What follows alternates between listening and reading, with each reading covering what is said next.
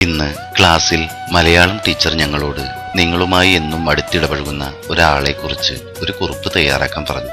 ആ ആളുടെ ഓരോ ദിവസത്തെ ജീവിതമായിരുന്നു അതിന്റെ ഉള്ളടക്കം. എന്റെ മനസ്സിൽ ആദ്യം വന്നത് എന്റെ പ്രിയപ്പെട്ട ഉമ്മയായിരുന്നു. ഞാൻ എന്റെ ഉമ്മയെക്കുറിച്ച് തന്നെ കുറിപ്പ് തയ്യാറാക്കാൻ തീരുമാനിച്ചു. ഞാൻ ഉമ്മയോട് കാര്യം പറയാതെ തന്നെ നാളെ ഉമ്മയുടെ കൂടെ മുഴുവൻ സമയവും നിൽക്കാൻ ആഗ്രഹിക്കുന്ന കാര്യം അറിയിച്ചു. ഉമ്മാക്ക് വളരെ സന്തോഷമായി. രാവിലെ തന്നെ വിളിക്കാൻ ഏൽപ്പിച്ചു. അടുത്ത ദിവസം രാവിലെ 4 മണി ഉമ്മ എന്നെ വിളിച്ചു. സുബഹി നമസ്കാരത്തിന്റെ സമയമായിരുന്നു. ഞാനും നമസ്കരിച്ചു. പിന്നീട് ഉമ്മ കൊച്ചനുജനെ കുളിപ്പിക്കാൻ കൊണ്ടുപോയി. അവൻ ഉറക്കത്തിലെ മൂത്രമൊഴിക്കുമായിരുന്നു. അപ്പോൾ സമയം 5. ബാപ്പ നമസ്കാരം കഴിഞ്ഞ് വരുമ്പോഴേക്കും ചായ ഉണ്ടാക്കാൻ ധൃതി കൂട്ടുകയായിരുന്ന ഉമ്മ ചായയും പഴം വറുത്തതും ഉണ്ടാക്കി. ബാപ്പയുടെ ശബ്ദം, എവിടെ അടി എന്റെ ബ്രഷ്? ഉമ്മ ഉടനെ ബ്രഷ് എടുക്കാൻ ഓടി. അപ്പോഴേക്കും കൊച്ചനുജത്തി കരയാൻ തുടങ്ങി. അനുജത്തിക്ക് മുലയൂട്ടാൻ ഉമ്മ റൂമിലേക്ക് പോയി. ബാപ്പയുടെ ശബ്ദം കനത്തു, വിശന്നിട്ട് വയറ് കാളുന്നു, എവിടെ അടി ചായ? ഞാൻ എടുത്തു കൊടുക്കണമെന്ന് കരുതി, എല്ലാം മനസ്സിലാക്കണമെന്ന് കരുതി ഞാൻ എല്ലാം നോക്കി നിന്നു. ബാപ്പാക്ക് ചായ കൊടുത്തിട്ട് ഉമ്മ ചൂലുമായി മുറ്റമടിക്കാൻ ഇറങ്ങി. മുറ്റമടിച്ച് പകുതിയായില്ല. അപ്പോഴേക്കും ബാപ്പയുടെ വിളി, എടി റൂമിൽ നാറിയിട്ട് നിൽക്കാൻ വയ്യ, കുഞ്ഞിനെടുത്ത് കുളിപ്പിച്ച് കിടത്തടി.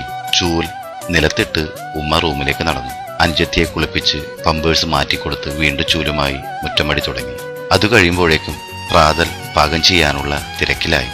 ബാപ്പാക്ക് ചപ്പാത്തി, എനിക്ക് ദോശ, അങ്ങനെയായിരുന്നു പതിവ്. എനിക്ക് വയറ് കാളിത്തുടങ്ങി. അപ്പോഴാണ് ഞാൻ ഉമ്മയെക്കുറിച്ച് ഓർത്തത്. ഉമ്മയ്ക്കും വിശക്കുന്നുണ്ടാവുമല്ലേ? ഞാൻ അല്പം വെള്ളം കുടിച്ച് വയറിന്റെ കാളൽ മാറ്റി. അല്പം കഴിഞ്ഞപ്പോൾ ഉമ്മയും വെള്ളം കുടിക്കുന്നത് ഞാൻ കണ്ടു. മോന് വിശക്കുന്നുണ്ടാവുമല്ലേ?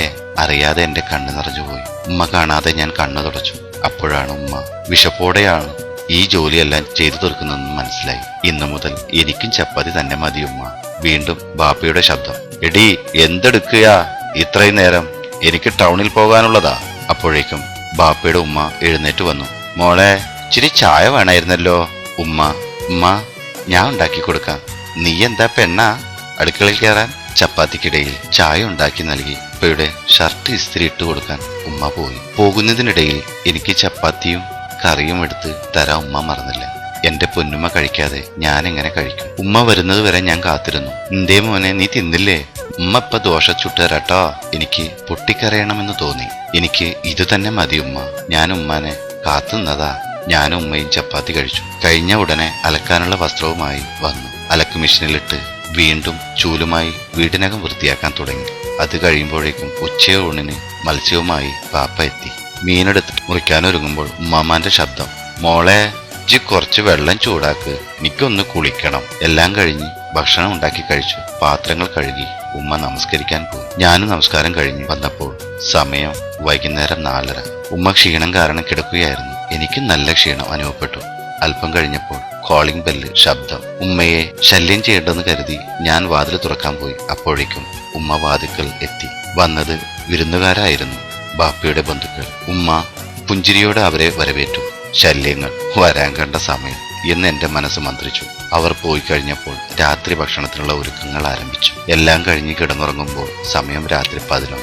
ഞാൻ ചിന്തിക്കുകയായിരുന്നു, ഒരു പ്രതിഫലവും കൂടാതെ ജീവിതകാലം മുഴുവൻ ഇങ്ങനെ ജോലി ചെയ്യുന്ന മറ്റാരുണ്ട് ഈ ലോകത്ത്? ഉമ്മ, എന്റെ പൊന്നുമ്മ. ഉമ്മാക്ക് പകരം വെക്കാൻ ഈ ലോകത്ത് മറ്റാരുമില്ല ഉമ്മയല്ലാതെ എന്ന് സ്നേഹത്തോടെ നിങ്ങളുടെ സ്വന്തം അസ്ലം ചട്ടഞ്ച. ഉസ്മാൻ പാറപ്പുറം എഴുതിയ കഥയുടെ ശബ്ദ ആവിഷ്കരണമാണ് നിങ്ങൾ കേട്ടത്. അവതരണം അസ്ലം ചട്ടഞ്ച.